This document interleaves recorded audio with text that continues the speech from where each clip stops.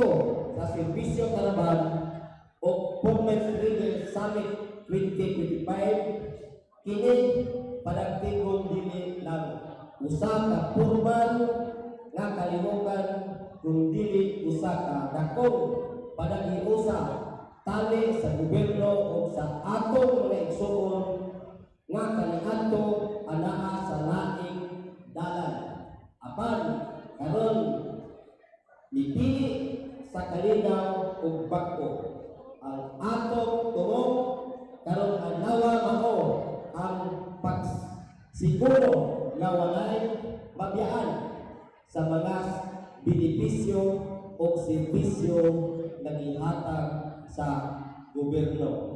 Kamo mga leaders mao ang tinuod nga sentro nganong nagtapok na karon ang inyong pagbalik sa sabakan sa balaod dili sayon apan ini usa ka desisyon na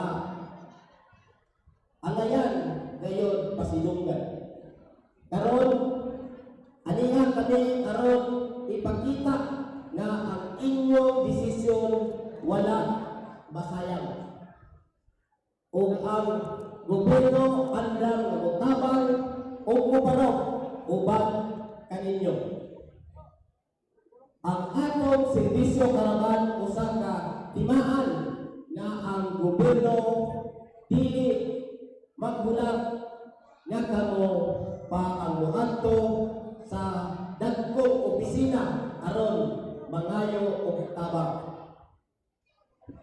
Karon ang gobyerno maunay muadto sa inyong lugar magdala sa mga serbisyo o programa nga inyong kinahanglanon sa edukasyon, panglawas, panginabuhian, legal at tabang o uban pa ani ang mga investisya aron pagserbisyo.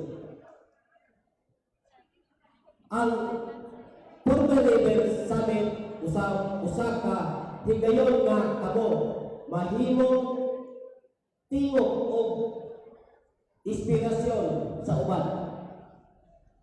Dili nato sabtan nga ang inyong mga kasinatian di babag kundi usa ka mundasyon nga mahimong giya para sa mas malinaw o mas lig-on nga kaugmaon.